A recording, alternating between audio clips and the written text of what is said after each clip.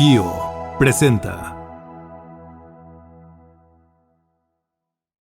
Advertencia. Este podcast incluye alto contenido tecnológico y puede provocar curiosidad persistente, exceso de ideas y necesidad incontrolable de entender cómo funciona el mundo en la era digital. Dos tecnófagos, humanos probablemente, mastican por ti lo último en innovación y esas tendencias tecnológicas que todos repiten, pero pocos entienden. Bienvenidos a Tecnófagos, devoradores de tecnología. Un espacio para saborear y entender la tecnología. Bienvenidos a Tecnófagos, devoradores de tecnología.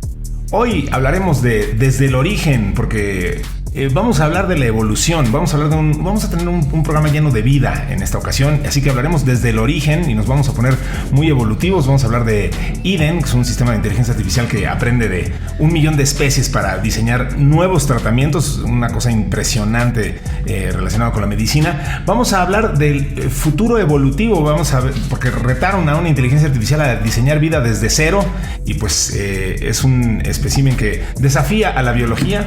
Y hablaremos del efecto ajolote, porque bueno, pues ya no nada más te van a poder implantar algo, lo vas a poder desarrollar como si le cortaran la cola a una lagartija, pues así básicamente vamos a poder desarrollar extremidades o algo así parecido. Vamos a explorar qué nos tiene reservada la ciencia y la inteligencia artificial en esto que se llama Tecnófagos, devoradores de tecnología, que comienza ahora. Para abrir la mente, la entrada de hoy.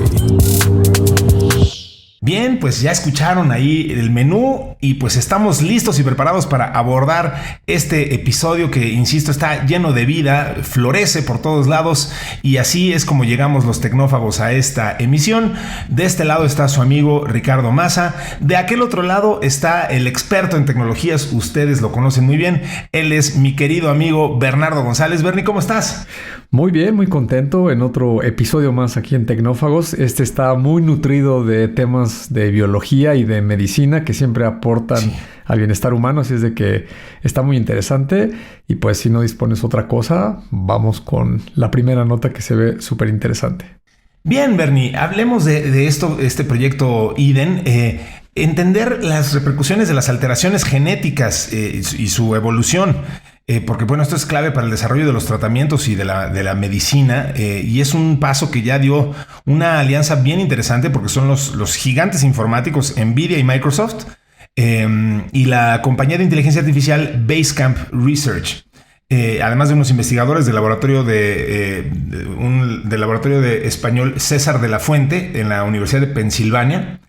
Y este nuevo sistema de inteligencia artificial que está diseñado para un conjunto de datos gigantesco genómico que se llama Eden, que son las siglas de Environmentally Derived Evolutionary Network, una especie de red evolutiva derivada del ecosistema, del medio ambiente, y procesa ADN evolutivo de más de 1 millón de especies recién descubiertas, recolectadas durante 5 años en 150 ubicaciones de 28 países. O sea, es una muestra gigantesca de ADN evolutivo. Entonces, este modelo, Bernie, fue entrenado y acelerado por NVIDIA para alcanzar una escala que la compañía compara con GPT-4 de OpenAI y ha conseguido la inserción correcta de ADN en el lugar preciso del genoma humano con el 73% de las enzimas probadas. Entonces, Eden lo que hace es que utiliza inteligencia artificial para aprovechar, aprender de modelos evolutivos genéticos a gran escala con el fin de desarrollar terapias que se puedan programar, o sea, modificar las células y las moléculas a partir de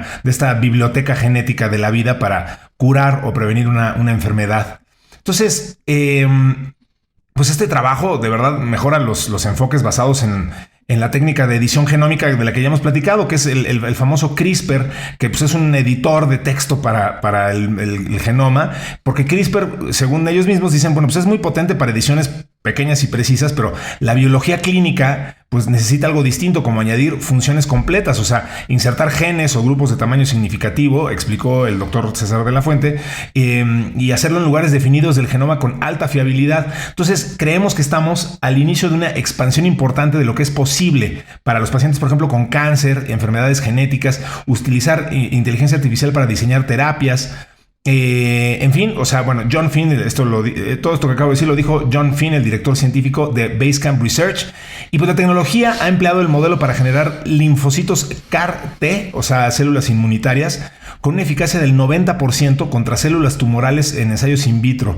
Qué emocionante, el diseño de nuevas moléculas contra infecciones resistentes a los antibióticos existentes. Las cadenas cortas de aminoácidos péptidos desarrolladas mostraron una eficacia del 97% en pruebas de laboratorio. Entonces, Bernie, pues lo que estamos viendo en realidad es utilizar inteligencia artificial con todo el poder que tienen estas organizaciones como Nvidia y Microsoft aplicado a alteración genética y a la evolución para el desarrollo de tratamientos. Esto es espectacular porque pues ahora sí que para eso queríamos tecnología, ¿no? Absolutamente. Estas son de las notas que nos gustan a ti y a mí mucho aquí en Tecnófagos porque tienen un impacto directo en el beneficio del ser humano, de la sociedad, particularmente de las personas con su salud y la gente que a veces padece una enfermedad o que tiene algún problema genético, etcétera. Sí. Pues son extraordinarias noticias. Y fíjate que la historia es bien interesante, ¿no? Leyendo la nota y investigándole un poco, este famoso CRISPR descubrió o se planteó como concepto biológico en la Universidad de Osaka en Japón, ahí en los años 80, particularmente en 1987, y estaban trabajando con unas secuencias de una bacteria de E. coli cuando descubrieron este fenómeno que no sé si toda la gente sepa lo que significan estos acrónimos, que por cierto, qué bueno que los biólogos investigan todas estas cuestiones de salud y de organismos y no son mercadólogos para ponerle nombre a las cosas, porque los nombres son terribles, ¿no? Terribles. Para la mnemotecnia no funcionan muy bien.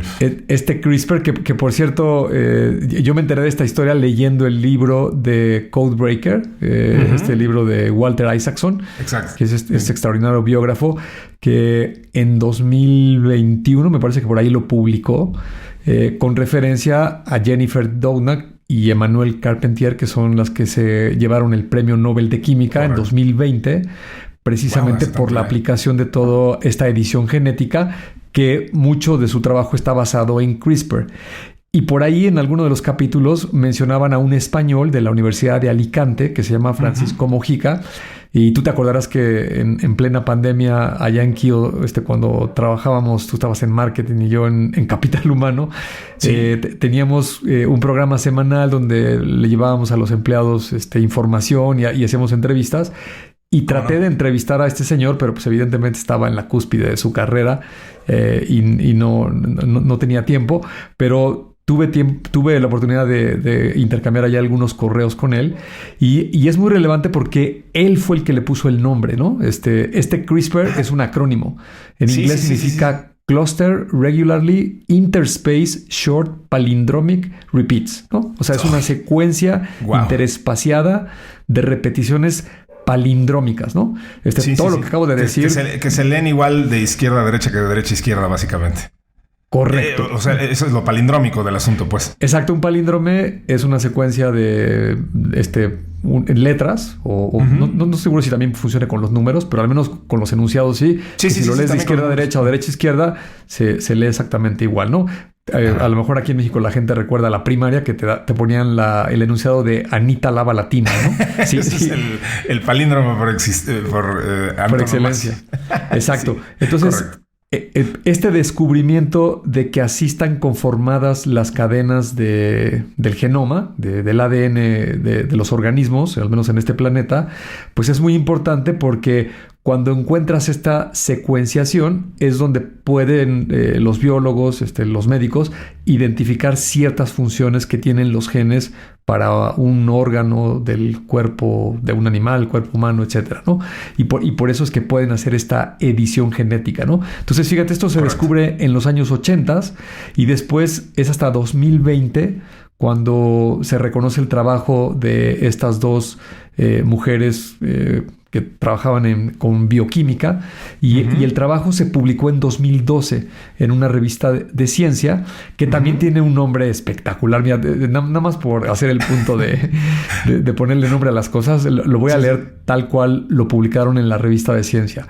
Es una endonucleasa programable basada en un doble ARN en una adaptación bacteriana inmunitaria, ¿no? Ese es el trabajo que publicaron, pero traducido a algo más entendible, pues es poder hacer edición de genes en un organismo, ¿no? Y tal vez el acontecimiento que con ese quisiera hacer el punto de esta nota, de esto que está sucediendo, que ya es una realidad, la edición genética y que trae todos estos beneficios. A lo mejor la gente recuerda que por ahí en 2018 hubo un caso muy sonado de un médico en China que se le ocurrió publicar en YouTube que había hecho una alteración genética de unos embriones humanos, ¿no? Sí. Era una persona que seguramente estaba participando de un procedimiento in vitro y a la hora de analizar genéticamente los embriones antes de ser implantados en el útero de la mujer, en la matriz, descubrieron que tenía un gen que podía desarrollar la enfermedad del VIH. Así es. A este doctor, que se llama Yang Kui, no sé si es el nombre o el apellido, se le hizo fácil editar los genes de un embrión humano y luego implantarlos, y el embarazo llegó a término y nacieron unas niñas, unas gemelas, que pues al menos reconocido públicamente eran los primeros seres humanos vivos que habían sufrido una edición genética en un estado embrionario. Y la comunidad médica pues se le fue encima al doctor y a China porque hay unos protocolos internacionales aceptados de que no se vale hacer pruebas con humanos. Si con animales hay muchas restricciones y está demasiado controlador, ahora imagínate hacer pruebas con humanos. Y bueno, para no hacer el cuento largo, este doctor acabó en la cárcel, me parece que estuvo por ahí 3 años. Y luego, desafortunadamente, como China es muy hermético, pues no hay mucha información pública, pero se cree que estas niñas siguen vivas. De hecho, tienen unos seudónimos, se llaman Lulu y Nana, y creen que siguen vivas y pues les editaron su genética, ¿no?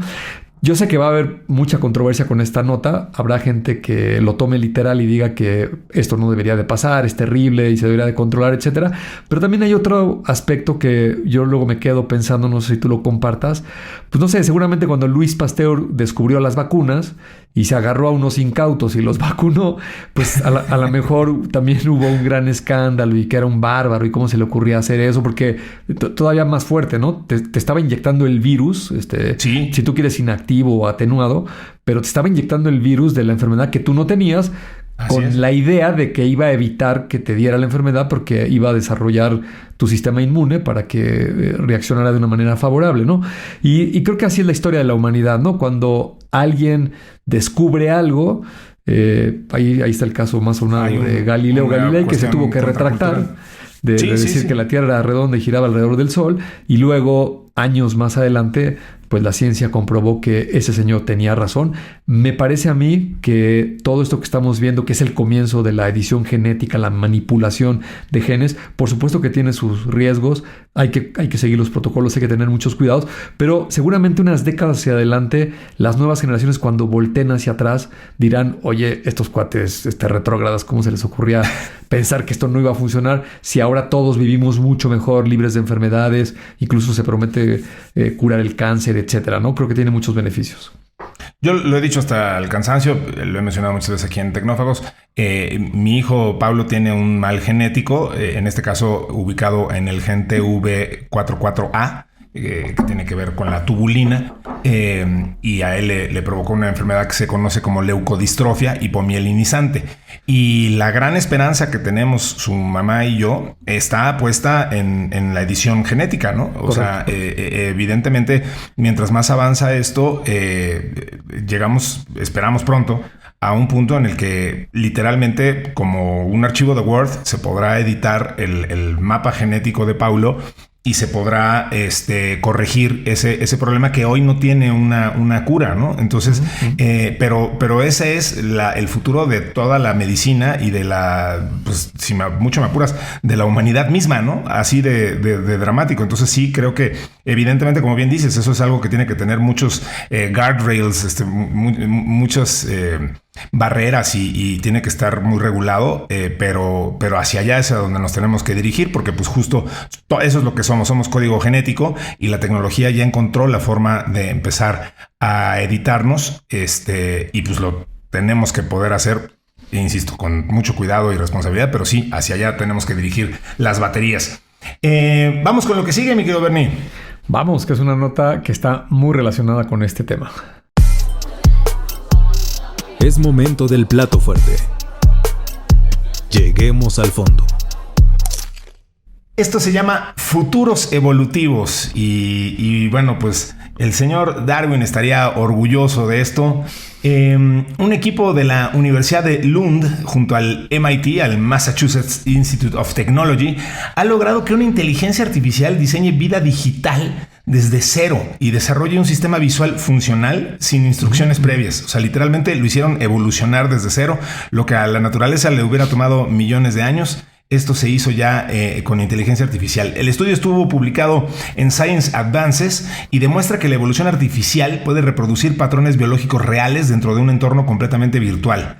La investigación parte de un planteamiento disruptivo: introducir pequeños organismos virtuales en un mundo sintético gobernado por código y observar si, sometidos a presión evolutiva, son capaces de generar estructuras complejas, como presumimos que pasó aquí en la Tierra. Estas criaturas digitales comenzaron siendo completamente ciegas, sin ningún modelo ocular programado de antemano. Entonces los científicos le asignaron a estos agentes tareas básicas como desplazarse, esquivar obstáculos, localizar recursos, etcétera, ¿no? O sea, sobrevivir básicamente. Generación tras generación, el sistema introdujo variaciones aleatorias y seleccionó aquellas configuraciones que ofrecían mejores resultados, replicando así los principios de la selección natural en un entorno computacional. De manera progresiva, surgieron estructuras sensibles a la luz con el paso de los ciclos evolutivos. Se organizaron hasta formar ojos digitales conectados a redes internas de procesamiento, una especie de cerebros. El proceso no fue guiado paso a paso, sino que emergió de la interacción entre variación y adaptación dentro del ecosistema virtual. El profesor Dan Erik Nilsson, el biólogo evolutivo de la Universidad de Lund, dijo: hemos logrado crear una evolución artificial que produce los mismos resultados que en la vida real. Es la primera vez que se utiliza la inteligencia artificial para seguir cómo puede surgir un sistema visual completo sin indicar cómo debe formarse. El proyecto se basa en agentes de IA corporizada, sistemas capaces de percibir e interactuar con su entorno a través de un cuerpo virtual. Este enfoque permite que la presión selectiva actúe sobre funciones prácticas y que la complejidad surja como resultado de la adaptación continua. Entonces, más allá del ámbito de la biología evolutiva, pues los autores sostienen que este avance puede aplicarse al diseño de sistemas tecnológicos robustos y adaptativos. El propio doctor Dan Erik Nilsson concluyó: esto es solo el principio. Utilizando inteligencia artificial podemos explorar futuros evolutivos potenciales y ver qué soluciones están a la vuelta de la esquina mucho antes de que la propia naturaleza llegue a ellas. Qué extraordinario, Bernie. O sea, vimos evolución ocurrir bajo nuestros ojos y literalmente sin ninguna intervención, que es como se desarrolló un nervio ocular, una especie de vista muy primitiva, que es como suponemos que se desarrolló el órgano, el sentido mismo de la vista en los primeros seres vivos que tuvieron ese sentido en la escala evolutiva hace millones de años. Porque vaya, ese ha sido siempre uno de los grandes temas de la evolución, ¿no? Cómo desarrollamos el sentido de la vista. Y bueno, pues aquí parece haber una respuesta cuando se sometió este sistema a esa presión, a los terribles problemas que tuvieron que enfrentar para sobrevivir. Pues aparentemente la evolución encontró esa forma y es dotándoles de vista a estos organismos digitales. Qué noticia y qué investigación tan extraordinaria. Sí, y fíjate que si la contextualizamos, Déjame darte un dato que también investigué muy interesante, ¿no? Este doctor del cual haces referencia, Dan Eric Nilsson, que es un catedrático de esta universidad de Lund, tiene un libro muy famoso que se llama Animal Eyes. Digo, muy famoso para la gente que le gusta la biología y estos temas, ¿no? Porque se considera la Biblia de la visión en el reino animal. Okay. Y este señor en 1994 se hizo muy famoso porque creó un documento, un paper de estos científicos, y supongo, yo no he leído el libro, pero lo ha de describir ahí, por eso se hizo famoso el libro y el doctor, en donde hizo un cálculo matemático donde a partir de un parche de células, lo que significa eso, que tiene una cierta sensibilidad a la luz, él calculó que se necesitaban aproximadamente 364,000 años para poder desarrollar un ojo que pudiera captar fotones, la luz, y pudiera llevar esta información al cerebro y lo interpretara como lo que nosotros llamamos visión, ¿no? Que en términos de evolución tampoco es tanto, ¿no? Porque la evolución siempre es nada. Se gasta millones y millones de años, ¿no? Es absolutamente nada, ¿no? Aunque nosotros en nuestros calendarios, el calendario gregoriano actual, que se basa a partir del nacimiento de Cristo, pues estamos hablando de 2000 años, ¿no? Claro. Si te quieres ir más atrás a cuando comenzaron las civilizaciones, pues estamos hablando de 7000, 8000 años. La agricultura empezó hace 14000 años. El hombre primitivo, creo que los restos de algunas cuevas y estas pinturas rupestres, las más antiguas son como de 35,000, 40,000 años. Sí. Entonces, imagínate, hablar de 364,000 años, pues no es tanto cuando entiendes que la Tierra pues tiene varios miles de millones de años y el universo aún mucho más, ¿no? Entonces, literalmente es un parpadeo en la escala evolutiva. En términos evolutivos. Pero lo interesante del estudio es que lo hizo teóricamente y con puros cálculos, ¿no? En ese momento no tenía mayor tecnología para probarlo.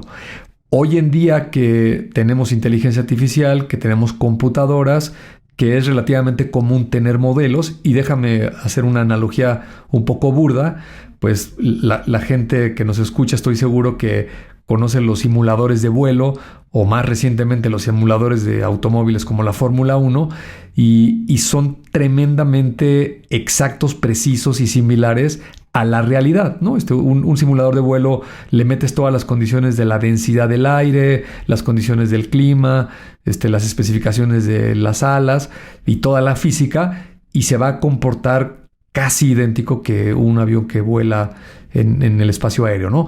Un Fórmula 1, yo he escuchado entrevistas de pilotos, recuerdo a Carlos Sainz que algún periodista le preguntó, oye, mayoritariamente tú te entrenas en un simulador, y dice, sí, usar un automóvil de verdad en un circuito es muy costoso y las horas son muy restringidas. La gran mayoría del tiempo estamos en un simulador. Y le preguntó, oye, ¿qué tan diferente es? Y dice, pues mira, solo hay dos cosas que sí son muy diferentes. Las fuerzas G no se sienten igual en el simulador que en un coche de veras. Y el otro es cuando te estrellas, ¿no? En el coche sí se siente muy feo en el día de veras. Y en el simulador, pues le vuelves a dar restart y no pasa nada, ¿no? Entonces, estas simulaciones, y que ahora son tremendamente importantes por lo que estamos viendo que se está desarrollando en la robótica, tanto en la industria, todo tipo de robots, y luego muy en específico los humanoides, pues recordarás estos conceptos de los gemelos digitales. Exacto, justo. Y de estos softwares que tienen una simulación con el mundo real, ¿no? Es como un mundo paralelo, pero está virtualizado, donde se tratan de llevar la gran mayoría de las variables que suceden en el mundo físico. Y entonces, esta nota es tremendamente importante porque se puede replicar y sobre todo acelerar cómo es el desarrollo evolutivo de un organismo, ¿no? Literalmente aquí lo que hicieron con GPUs y estos softwares que hoy pues todos ya podemos usar, están al alcance de todo el mundo, pudieron emular el desarrollo biológico evolutivo de un ojo para captar la visión. Y resulta que este señor, Dan Eric Nilsson, pues hizo un cálculo muy preciso, como ha sucedido a lo largo de la historia de la humanidad en muchos otros casos, como aquellos astrónomos mayas o griegos con sus cálculos que hacían espaciales, ¿no? De los eclipses y los ciclos de la luna. el diámetro de la Tierra y todas esas cuestiones, pues eran muy, muy precisos y se hacían en abstracto, ¿no? Con las pocas herramientas que tenían en su momento, ¿no? Entonces, aunque es costoso, pero para los gobiernos, para los grandes laboratorios, es una tecnología asequible y que sin lugar a duda va a tener un impacto muy positivo pues para la cura de enfermedades, el desarrollo de medicamentos, de tratamientos, y pues nuevamente esta es otra nota con un impacto positivo para la humanidad. Sí, a ver, este tema evolutivo es extraordinario porque lo que te permiten los digital twins es hacer simulaciones, como nos explicas. Uh-huh. La culme de esas simulaciones pues es justo hacer cientos y cientos y miles y millones de generaciones. Ajá. Para llevar esto pues justo a lo que una proyección gigantesca del futuro, ¿no? Voy a decir una gran nerdez, pero por ahí de 1992 me parece que fue el año en el que DC Comics publica la muerte de Superman, y a Superman lo mata un personaje que se llama Doomsday, que crearon ex profeso para ello, ¿no? Decidieron que no lo matara ni Lex Luthor ni ninguno de sus malos tradicionales. Y Doomsday, la historia era que es creado en Krypton por un científico que hace cientos y cientos de miles de generaciones de un ser vivo y lo hace que cada vez muera en circunstancias terribles, uh-huh. Para que se haga cada vez más fuerte y más poderoso. Entonces aplica evolución acelerada para crear un ser superpoderoso que es Doomsday, que es totalmente invulnerable. En ese momento me pareció extraordinariamente sofisticada. Insisto que estoy hablando de 1992, por ahí. Uh-huh. Y dije, wow, qué inteligente explicación. O sea, qué sofisticado está esto. Y esto es un poco lo que estamos viendo ocurrir ahora con este tipo de explicaciones, ¿no? O sea, estamos viendo a científicos aplicar evolución digital a ultra acelerada, como escuchando notas en el WhatsApp, a muchas X de velocidad, para crear estos organismos digitales, en este caso, pero vaya, con una gran aceleración. Entonces me parece muy, muy interesante lo que estamos viendo ocurrir y nos abre puertas para ver cosas muy, muy, muy a futuro. Fíjate, un dato interesante. Tú y yo hemos mencionado mucho a David Sinclair, ¿no? Sí. Médico de Harvard que tiene el libro de cómo extender la duración saludable de la vida. Uh-huh. Y tiene unos avances muy importantes a ese respecto. Y además hay mucha gente en esa industria que tiene ya descubrimientos también muy sólidos, ¿no? Y en su libro menciona que él tiene que trabajar con bacterias de levadura, porque sí. La levadura vive unos 2 o 3 días. Entonces, cuando él experimenta, darles poca comida o darles más azúcar o las diferentes condiciones que él está tratando de identificar, pues es de los organismos que más rápido van a evolucionar porque van naciendo y se van muriendo cada 2 o 3 días, ¿no? Ahora, si en vez de tener que esperarte ese tiempo, que parece muy corto, pero imagínate, te tendrías que esperar a lo mejor unas 500 o 1000 generaciones, multiplícalo Exacto. por días y pues un biólogo va a decir, oye, este estudio que estoy haciendo dentro de 5 años te digo si funcionó o no. Ahora con una simulación, pues igual y en 3 días te dice, oye, ya corrí 100,000 generaciones y veo que el impacto es y es por ahí el camino, o no, tengo que plantear un enfoque diferente, ¿no? Así es. Qué interesante. Pues ya cada vez es más factible que hagamos este tipo de ensayos con todo lo que hagamos. Esto incluso tiene implicaciones y aplicaciones para nuestro trabajo. Puedes correr simulaciones y ver qué sí funciona, qué no funciona. Hay que echar a volar la imaginación para el tipo de aplicaciones e implicaciones que esto tiene para nuestro día a día. Vamos con nuestro siguiente tema del día de hoy, mi querido Bernie. Vamos. Cerramos con el postre para digerir mejor. Bien, el efecto ajolote. Me gustó mucho el título. Durante décadas, y de nuevo hablando insisto que el programa de hoy está lleno de vida orgánica, de vida de la que nos gusta, pues, durante décadas el protocolo de trasplantes se ha mantenido prácticamente igual, inalterado. O sea, básicamente el órgano se coloca en una solución fría que detiene, que ralentiza el metabolismo celular, y después en una caja de 3 niveles a una temperatura de entre 2 y 8 grados centígrados, ahí es donde se mantiene el órgano estable. Exacto, se mantiene estable. La investigación científica ahora avanza de tal manera que no se mantenga ahí, sino que se regenere, justo como lo haría un ajolote, o decía yo en el intro, pues la cola de una lagartija, básicamente. Científicos italianos están impulsando una transformación en esta área. Hablo de Lorenzo Piemonti, que es director del Instituto de Investigación de la Diabetes del Hospital San Raffaele de Milán y referente europeo en el trasplante de islotes pancreáticos. Y Sergio Vesconi es director científico de la Fondazione Trasplanti Onlus. La medicina de vanguardia ya no razona en términos de sustitución de un órgano, sino de una función. Y puede lograrse no necesariamente trasplantando un órgano entero, sino solo un tejido o células o regenerando las que se han perdido. Qué interesante. El caso más avanzado e ilustrativo es el del páncreas. Piemonti recuerda que el trasplante de este órgano es una operación quirúrgica muy compleja, pero con el tiempo se ha visto que lo que se necesita es su capacidad de producir insulina, que solo afecta a los islotes del Langerhans, unas pequeñas células que representan el 1% de su masa. Entonces, el trasplante de islotes pancreáticos es ahora el tratamiento de referencia para algunas formas graves de diabetes en Europa. La compleja operación quirúrgica, pues entonces reduce a una inyección bajo anestesia local en la vena. Las células se infunden en el hígado y que se convierte así en un órgano híbrido. Es una estructura que no existe en la naturaleza, pero es capaz de producir insulina como si fuera un páncreas. Ya no te ponen el páncreas completo, con esto basta para que empieces a producir insulina.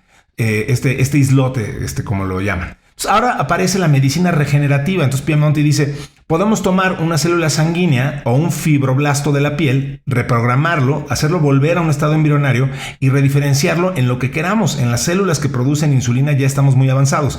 Ya hay los primeros pacientes trasplantados con células obtenidas de esta manera y funcionan. Entonces, en un frente más especulativo, pero científicamente avanzado, Piemonti describe la posibilidad de crear órganos humanos dentro de animales quiméricos. O sea, por ejemplo, cerdos con un páncreas construido a partir de las mismas células que el futuro receptor.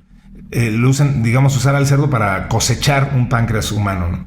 En teoría, ese órgano podría implantarse sin inmunosupresión, y añade, hay que tener en cuenta la viabilidad económica y también hay aspectos éticos que no son en absoluto irrelevantes. Por ejemplo, las razones religiosas de la gente que no aceptaría un órgano de cerdo, hasta los que tienen objeciones éticas al uso de animales. Pero bueno, si la tecnología avanza, la aplicación tiene sus limitaciones. Más allá del costo de la propia innovación, el verdadero obstáculo es la formación del personal. No es inmediato contar con profesionales que sepan manejar las nuevas máquinas. Aquí es donde la inteligencia artificial puede hacer la diferencia más concreta a corto plazo. Gracias a la acumulación de experiencia de laboratorio y luego clínica, la IA es capaz de escrutar estas experiencias y traducirlas en indicaciones operativas. Qué complejo, pero qué interesante entonces que podamos de pronto desarrollar un órgano dentro de un cerdo y trasplantarlo, o que este órgano se desarrolle en un lugar ajeno a ti o dentro de ti mismo. Pero ese es el tipo insisto, de vertientes que estamos desarrollando cuando se empieza a pensar ya fuera de la caja con las opciones que da la inteligencia artificial, Bernie. Sí, fíjate que me hiciste recordar, una vez escuché una charla de Juan Enríquez, que es un divulgador científico y autor de libros, que en una charla decía él, estamos muy acostumbrados al código binario por todo lo que está relacionado con la computación y la representación de información, y sabemos que la combinación de ceros y unos pues puede representar cualquier dato, y eso es muy poderoso en términos de la economía y el mundo en el que vivimos actualmente, ¿no? Y luego él decía, oigan, piensen tantito hacia adelante y estamos muy cerca de poder manipular genéticamente el código genético que se compone de 4 letras, ¿no? No me sé los nombres de memoria, pero es el ATGC, ¿no? Cada uno de estos, no sé si son aminoácidos o cuál es el nombre correcto, pero solo con esas 4 letras puedes componer todo el código genético de un organismo vivo, ¿no? Sea un animal o un vegetal o de cualquier otro tipo, ¿no? Entonces, esta nota de alguna manera está describiendo el nivel en el que ya llegamos, donde puedes hacer una manipulación para generar estas células que necesitas que hagan una función particular, ¿no? Y a mí me gusta mucho pensar también en esta analogía que seguramente la gente que nos está escuchando alguna vez en la escuela o en algún libro se la han topado, donde al menos en el caso del ser humano, la célula más pequeña del cuerpo humano es el espermatozoide. Y la célula más grande es un óvulo de una mujer, ¿no? Entonces, estas dos células tienen adentro el código genético completo del portador, ¿no? De la persona. Y entonces, cuando se unen y se fecundan para generar, pues ni siquiera es un embrión todavía, ¿no? Se va a generar una célula resultante de que el espermatozoide penetró el huevo, el óvulo, y entonces esa célula se va a empezar a dividir.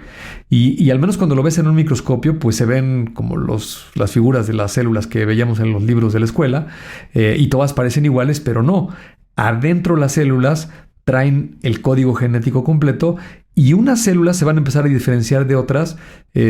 También, y disculpen si digo algo incorrecto o impreciso, pero me parece que se llaman células madre. Las células que tienen la capacidad de generar diferentes tipos de tejidos, ¿no?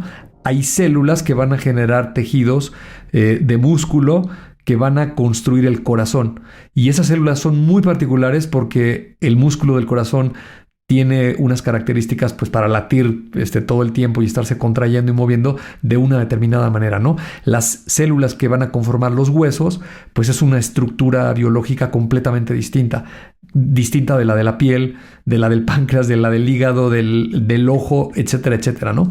Entonces, esto que mencionas de este doctor de la Universidad de Italia, que lo están empezando a hacer con el páncreas, y aparte el páncreas es muy importante porque los pacientes que sufren de cáncer en el páncreas, el índice de mortalidad es muy alto. Altísimo, porque se descubre muy, muy tardío, ¿no? Por increíble que parezca, no da síntomas. Los métodos de diagnóstico siguen siendo muy antiguos, no se ha evolucionado mucho en ese sentido. Y casi que cuando una persona se entera que tiene cáncer en el páncreas, pues sus expectativas de vida son muy bajas, ¿no? Muy bajas. Entonces, que no tengas que recurrir a la violencia de un trasplante en términos médicos, es muy agresivo la cirugía y las probabilidades de éxito son también luego bajas porque tu sistema inmune lo puede rechazar. Es muy complicado hacer trasplantes, ¿no? Correcto. Y aquí pareciera que han logrado identificar cómo puedes generar un conjunto de células muy pequeño, tan pequeño que lo puedes simplemente inyectar y puedes hacer que ese páncreas empiece a funcionar de una mejor manera, ¿no?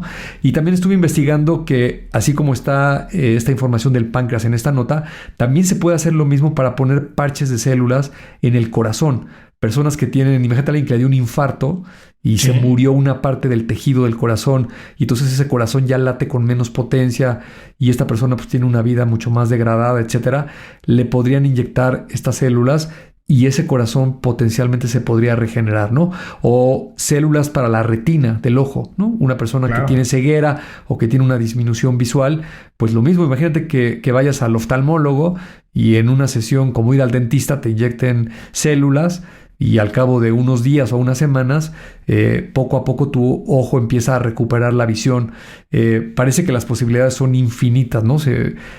A mí me parece, sin exagerar, que la ciencia, la medicina, pues no solamente va a curar muchas enfermedades, sino que seguramente va a desarrollar tratamientos que le van a dar a las personas una mejor calidad de vida en términos generales.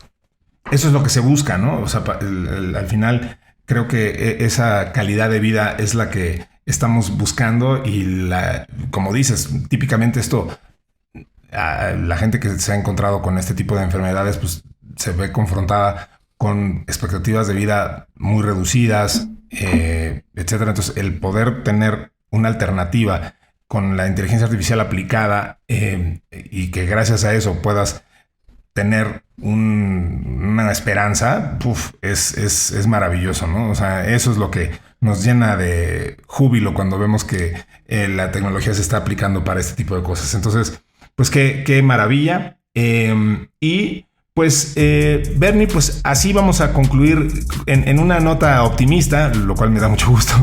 Vamos a concluir este episodio de Tecnófagos.